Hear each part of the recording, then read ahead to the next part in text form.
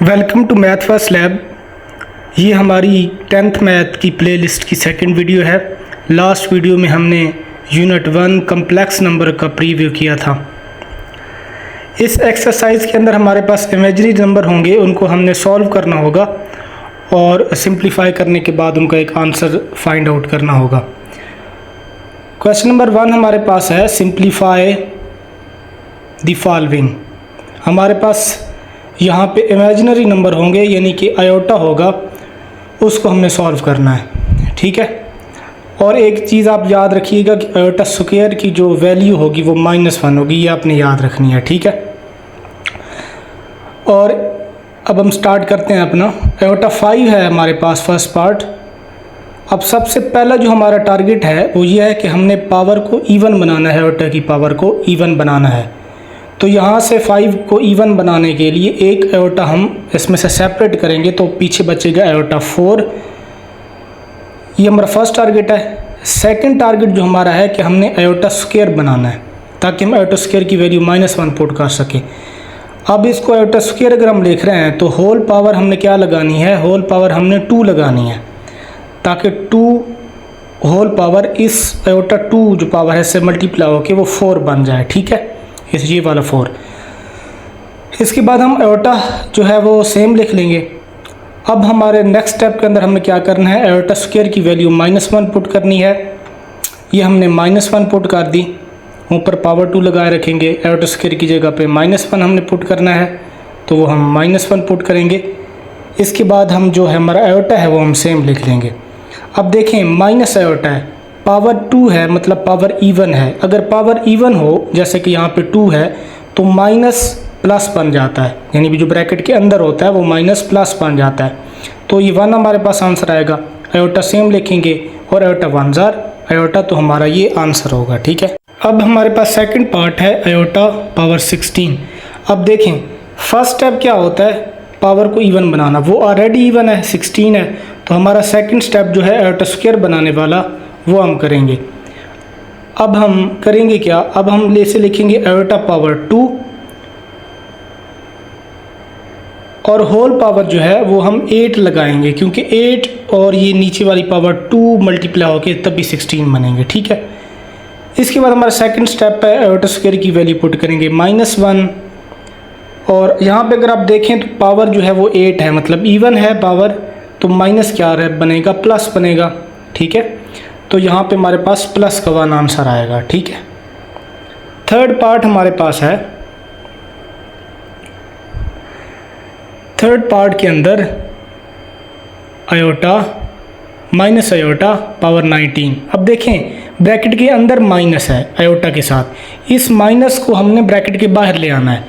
अब देखें तो माइनस जो है ब्रैकेट के अंदर है और ब्रैकेट की पावर ऊपर होल 19 है, तो 19 क्योंकि ऑड है तो माइनस माइनस ही रहेगा। ठीक है।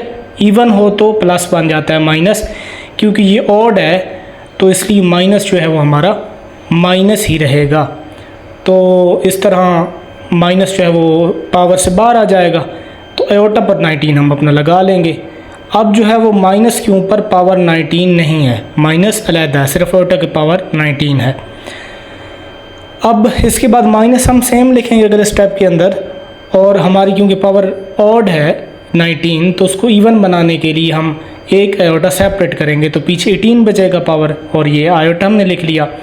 अब हमारा नेक्स्ट टारगेट है आयोटा स्क्वायर बनाना, तो हम यहाँ पे लिखेंगे आयोटा स्क्वायर। ठीक है। ये माइनस तो सेम रहा ना हमारा, आयोटा स्क्वायर लिखेंगे और पावर अब हम 9 लगाएंगे क्योंकि 9 2 जार 18 बनेगा। और हम अपना जो आयोटा है वो हम सेम लिख लेंगे। इसके बाद आयोटा स्क्वायर की वैल्यू पुट करेंगे -1 और ऊपर जो पावर है वो तो सेम ही रहेगी और आयोटा भी सेम लिखेंगे। अब पावर 9 ऑड है तो माइनस क्या बनेगा, प्लस। ठीक है। ये मैं लिख देता हूँ ऑड, और ये माइनस जो है वो हमारा सॉरी माइनस माइनस ही रहेगा क्योंकि ऑड है पावर, तो आयोटा सेम हम लिखेंगे। और नेक्स्ट स्टेप के अंदर ब्रैकेट के बाहर माइनस है, अंदर है तो माइनस प्लस 1 बनेगा और आयोटा ही हमारा आंसर आ जाएगा। फोर्थ पार्ट हमारे पास है 27 आयोटा पावर -26। अब देखें पावर अगर नेगेटिव है जैसे -26, तो हमारा पहला टारगेट फिर होगा इसको प्लस बनाना।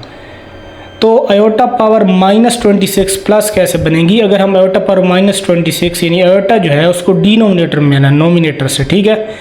तो डिनोमिनेटर में जैसे ही आएगा आयोटा तो इसकी पावर क्या बन जाएगी? माइनस से प्लस हो जाएगी, ठीक है। अब हम हमारा आयोटा डिनोमिनेटर में है तो सारा हम स्टेप्स डिनोमिनेटर पे फोकस करेंगे।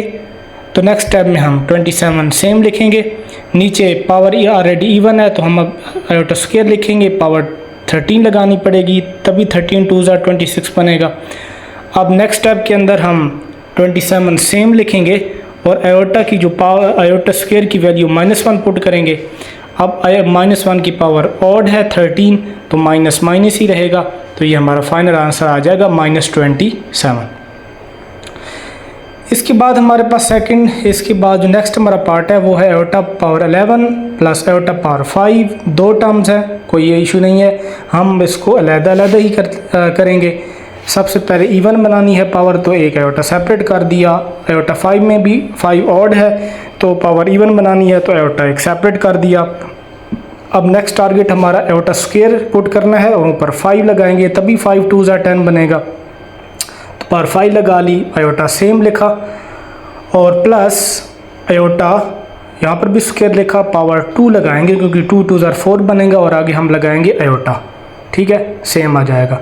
अब आयोटा स्क्वायर की वैल्यू पुट करेंगे -1 और ये अपना आयोटा जो नेक्स्ट वाला है सेम लगाएंगे, प्लस फिर यहाँ पे आयोटा स्क्वायर की वैल्यू पुट करेंगे -1, पावर 2 लगाएंगे और आयोटा सेम। अब पावर क्या है? ऑड है तो माइनस माइनस ही रहेगा, आयोटा लिखेंगे प्लस। अब देखिए पावर 2 इवन है, माइनस प्लस बन जाएगा, 1 आंसर आएगा और आयोटा सेम लिखेंगे।